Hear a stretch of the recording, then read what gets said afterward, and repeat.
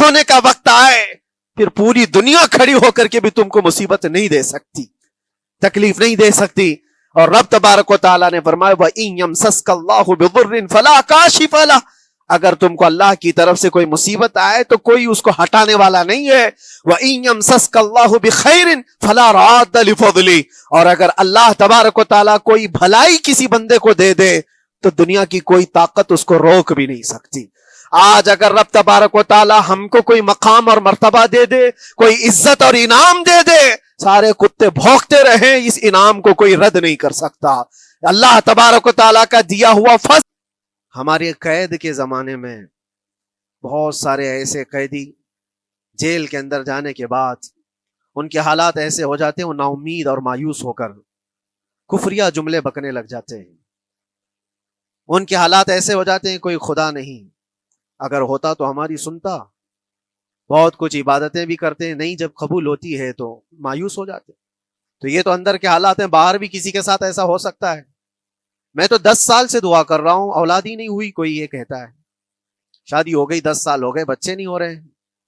کوئی یہ کہتا ہے کہ میری بیٹی کا رشتہ ہی نہیں ہو رہا. ہر وظیفہ کر لیا، ہر دعا کر لیا، پھر یہاں سے نا امیدی، ناشکری. یہ جملے انسان کو کہاں تک پہنچا دیتے ہیں. ایک بات میں آپ کو بتاؤں، مولا علی کرم اللہ وجہہ الکریم کی یہ حکمت بھری بات ہے. ارشاد فرماتے ہیں جب کبھی مصیبت آئے اللہ کی طرف سے تو یہ امتحان ہے یا سزا ہے، کیسے پتا چلے؟ ظاہر سی بات ہے ہر کوئی یہ کہتا ہے یہ تو اللہ کی طرف سے امتحان ہے، آزمائش.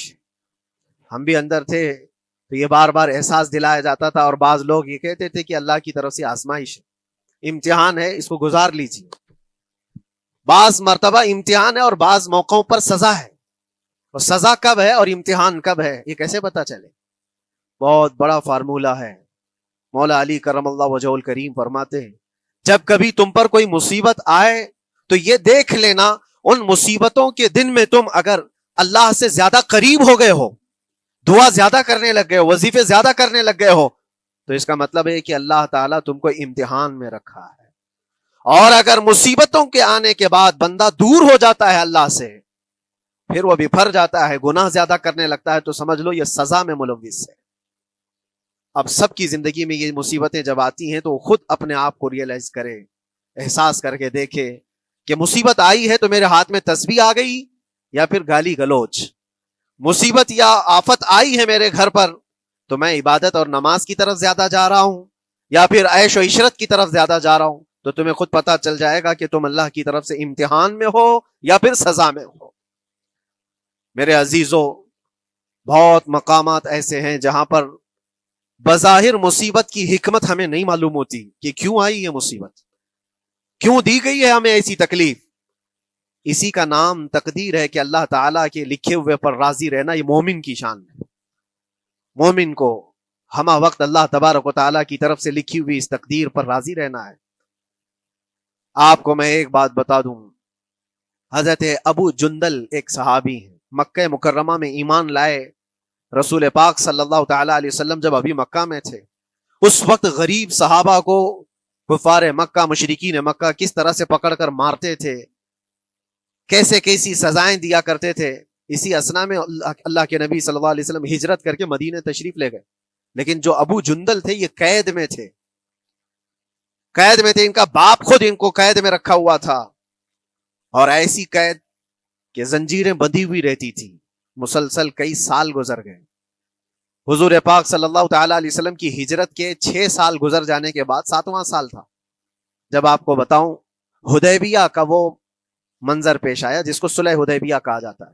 تقریباً 1400 صحابہ کے ساتھ رسول کریم صلی اللہ تعالی علیہ وسلم عمرہ کرنے کے لیے آئے.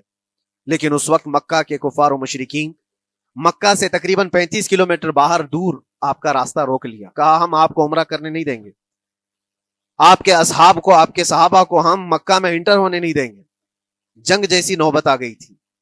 لیکن حضور پاک صلی اللہ تعالی علیہ وسلم اور صحابہ احرام پہن کر کے عمرہ کرنے کے لیے آئے. تو پھر درمیانی راستہ یہ اختیار کیا گیا. حضور پاک صلی اللہ علیہ وسلم نے فرمایا کہ ہم صلح کر لیتے ہیں، کچھ ایگریمنٹ ہو جائے ہمارے اور تمہارے درمیان، جنگ نہیں کریں گے، آج سے جنگ بندی ہو جائے. تو کفار مکہ اس بات پر راضی ہوئے اور اس کے بعد صلح جس کو کہتے ہیں صلح حدیبیہ، یہ بہت مشہور ہے. صلح حدیبیہ ہوئی، اس میں سارے پوائنٹس جو لکھے گئے تھے ایگریمنٹ کے اندر وہ سب مکہ والوں کی حمایت میں زیادہ تھے. دبا کر کے انہوں نے صلح کی تھی اس طرح سے ان کے الزام کے مطابق.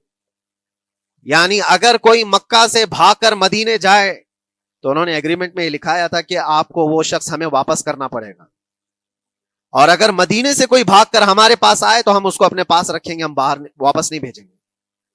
تمہارا کوئی آدمی ہمارے پاس آ گیا بھاگ کر کے، یا ہمارا ہی وہاں رہنے والا کوئی آدمی آ گیا آپ کی امان سے نکل کر کے، تو ہم اس کو اپنے پاس رکھیں گے. ایسی بہت ساری شرطیں تھیں. میں کیوں کہہ رہا ہوں یہ بات سن لیجیے. یہ صلح حدیبیہ ہو گئی، ایگریمنٹ ابھی لکھا جانا تھا. وہ ابو جندل صحابی جو کئی سالوں سے مکہ میں قید میں تھے، زنجیریں توڑ کر کے وہ باہر نکل آئے. اور جب ان کو یہ خبر ملی کہ مکہ سے 35 کلومیٹر دور اللہ کے نبی صلی اللہ تعالی علیہ وسلم اپنے صحابہ کے ساتھ پڑاؤ ڈالے ہوئے ہیں اور تشریف لانے والے ہیں، کسی طرح بچ بچاتے ہوئے وہ وہاں پہنچ گئے حدیبیہ کے مقام پر. جیسے ہی وہ پہنچے صحابہ میں ایک شور ہو گیا. صحابہ جانتے تھے کہ کتنے سالوں سے ابو جندل قید میں ہے، طرح طرح کی اذیتیں اٹھاتا ہے، بہت مصیبتیں اٹھائی ہیں ابو جندل نے. دیکھا ان کے جسم پر پورے زخموں کے نشان تھے، ہاتھوں اور پیروں میں زنجیریں لٹکی ہوئی تھیں. وہ اسی حالت میں صحابہ کے پاس آ گئے. صحابہ سب نے سینے سے سینہ لگایا، استقبال کیا. ابو جندل تم آ گئے ہمارے پاس، آ گئے. اب بات سنو، بڑی حیرت کی ہے. ایگریمنٹ لکھا جا رہا تھا اور ابو جندل مکہ سے فرار ہو کر کے آئے تھے. ابو جندل کا جو باپ ہے اور دوسرے جو رئیس مکہ کے تھے، قریش کے سردار، سبوں نے ہاتھ روک لیا اور کہا ہمارا ایک آدمی بھاگ کر آپ کے پاس آیا ہے، ایگریمنٹ کے مطابق اس کو آپ ہمیں واپس کرنا ہوگا، واپس لوٹانا ہوگا. مکہ میں رہنے والا شخص آپ کے پاس آیا ہے، وہ ہمارا قیدی ہے. حضور پاک صلی اللہ تعالی علیہ وسلم نے فرمایا ابھی تو لکھا نہیں گیا، اس سے پہلے وہ آیا ہے، چھوڑ دو اس کو، اس کے بعد جو بھی ہوگا اس پر عمل کریں گے. مکہ والوں نے کہا نہیں، ہم نہیں مانتے اس چیز کو. حضور پاک صلی اللہ تعالی علیہ وسلم نے یہاں تک فرمایا اس ایک شخص کو میری ضمانت میں دے دو، باقی تمہاری ساری شرطیں منظور کر لی جائیں گی. وہ رحمت للعالمین نبی اکرم صلی اللہ تعالی علیہ وسلم اپنے غلاموں پر رحم کیسے نہ کریں. جب ان حالات میں دیکھا ابو جندل کو تو صحابہ بھی حضور کے پاس آئے اور کہا یا رسول اللہ صلی اللہ علیہ وسلم صلح کیوں کر رہے ہیں؟ ان کے ساتھ جنگ کریں گے ہم نے بدر میں، احد میں، خندق میں ان کے ساتھ جو مقابلے کی ہمیں تجربہ ہے، ہم ان کے پرخچے اڑا دیں گے، آپ اجازت دیں ہم جنگ کریں گے. اللہ کے نبی فرماتے ہیں میں جو دیکھ رہا ہوں وہ تم نہیں دیکھ رہے ہو. اللہ کا حکم نہیں ہے جنگ کرنے کا، صلح ہے. صلح ہو گئی، لکھا جا رہا تھا. اور یہ ابو جندل آئے. آپ جب حضور پاک صلی اللہ تعالی علیہ وسلم نے فرمایا ٹھیک ہے ایگریمنٹ کے مطابق ابو جندل کو مکہ واپس بھیجنا پڑے گا، اتنا فرمایا تھا حضور نے، ابو جندل دھاڑے مار مار کر رونے لگے اور صحابہ کو جا کر کے اپنے زخم دکھانے لگے کہ دیکھو مجھے واپس بھیجا جا رہا ہے، مجھے واپس بھیجا جا رہا ہے. تو صحابہ کے اندر بھی جوش تھا. اپنا آدمی جب کوئی اتنا مظلوم ہو، اتنا مار کھایا ہو، اور پھر واپس انہی ظالموں کے سامنے اس کو بھیجا جانا ہو تو کیا کیفیت ہوگی. تو وہ ابو جندل سارے صحابہ کے بیچ میں چھپ چھپاتے ہوئے رو رہے تھے. اللہ کے نبی صلی اللہ علیہ وسلم تشریف لائے اور فرمایا ابو جندل میں کہہ رہا ہوں واپس چلے جاؤ، واپس جاؤ، مکہ جاؤ. تو انہوں نے کہا یا رسول اللہ صلی اللہ علیہ وسلم ان زخموں کے ساتھ واپس جاؤں؟ اللہ کے نبی صلی اللہ علیہ وسلم نے فرمایا ہاں ابو جندل اللہ کی مرضی یہی ہے، اور اللہ کا نبی وہی کہتا ہے جو اللہ کی مرضی ہوتی ہے. یہ میں کہہ رہا ہوں بظاہر تکلیفوں کی حکمت ہمیں معلوم نہیں ہوتی، لیکن ہمیں عمل کرنا چاہیے. نبی پاک صلی اللہ تعالی علیہ وسلم کا جب حکم ہوا، ابو جندل انہی زنجیروں کے ساتھ ان کے باپ کے حوالے کر دیے گئے. وہ گھسیٹتے ہوئے لے جا رہا تھا، گھسیٹتے ہوئے واپس انہی قیدیوں کی طرح لے جا رہا تھا. سب کے آنکھوں میں آنسو تھے، لیکن حکمت الہی کیا ہے یہ کون جانتا ہے.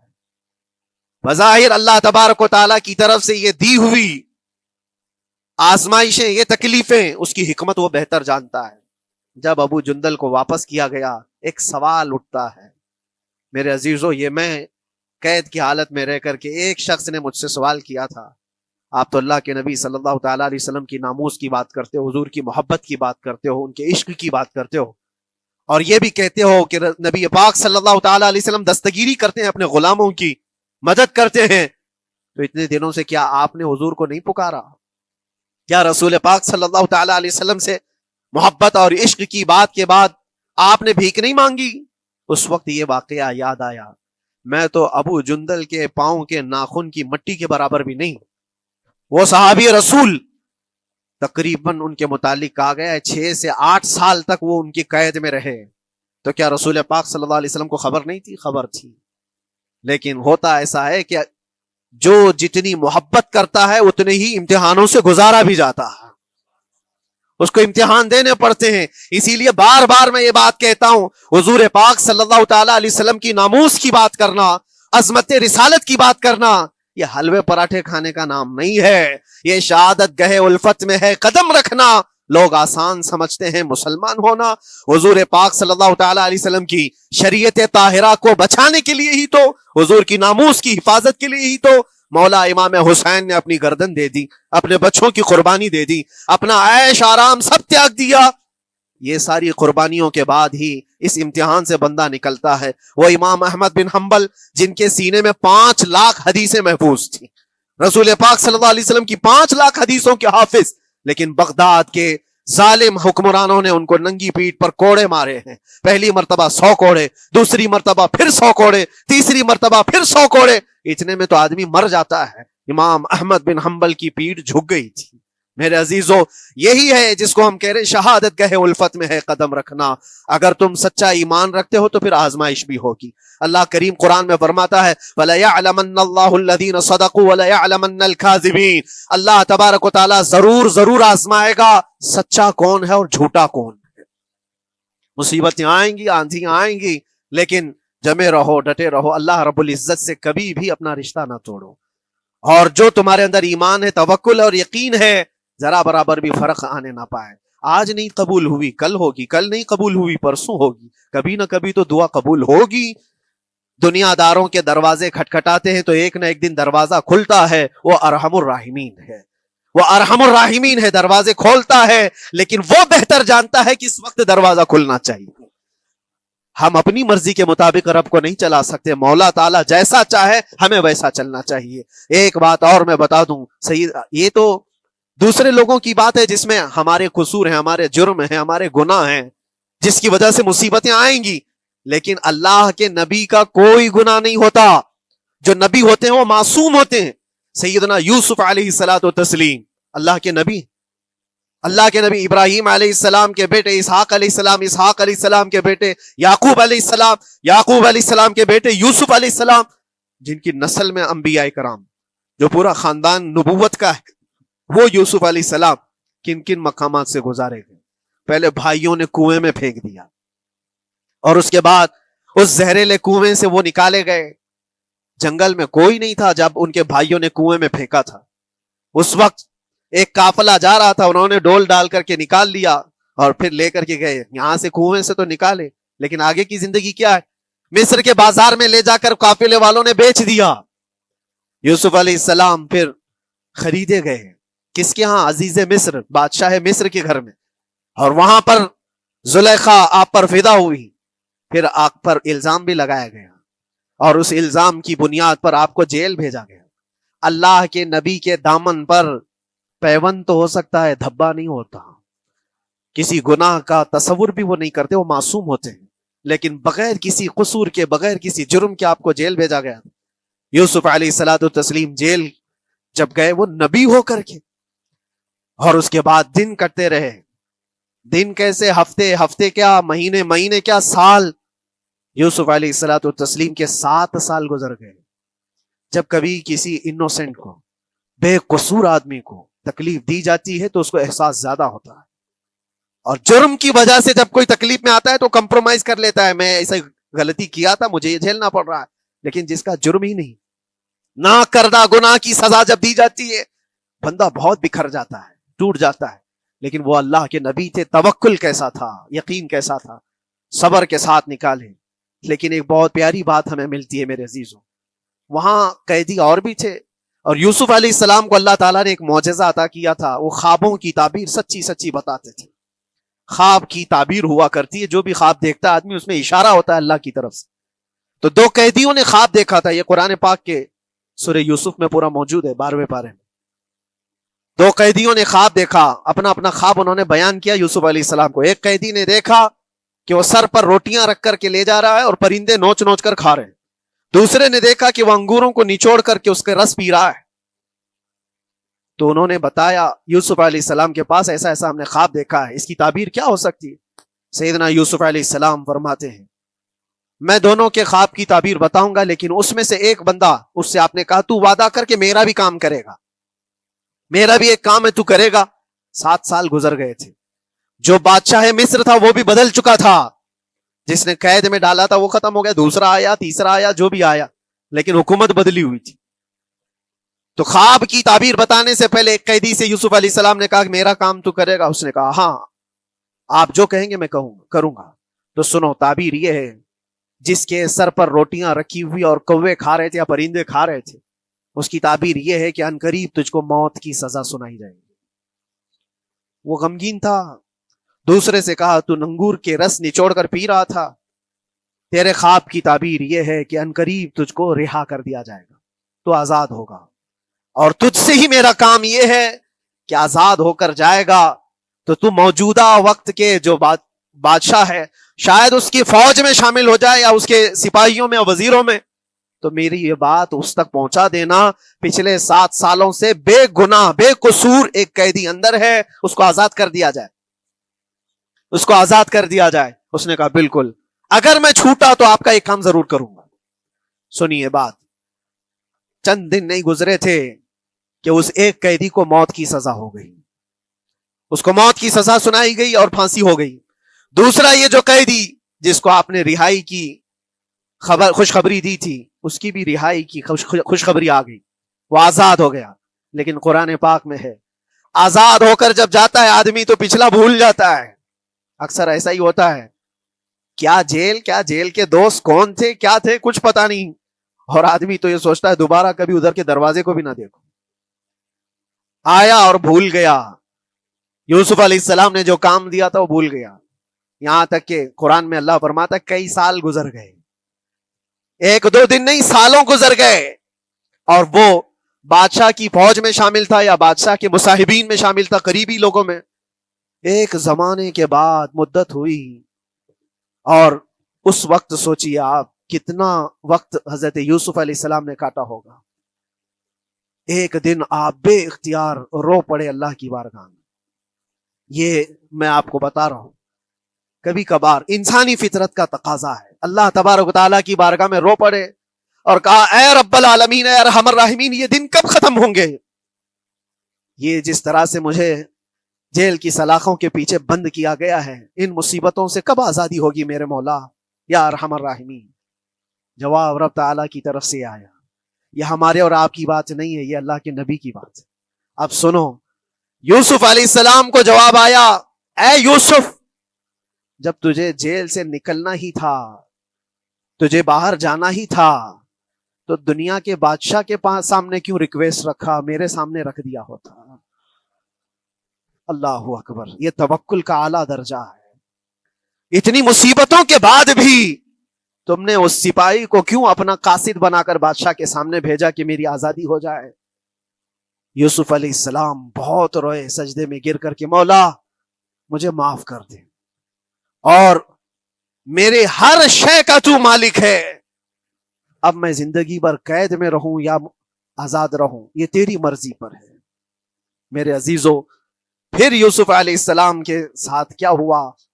بادشاہ نے خود ایک خواب دیکھا اور وہ پریشان تھا، خوابوں کی تعبیر کوئی بتا نہیں رہا تھا. تب اس قیدی کو چھوٹے ہوئے کو یاد آئی بات کہ جیل میں ایک آدمی ہے جو سچی سچی تعبیر بتاتا ہے.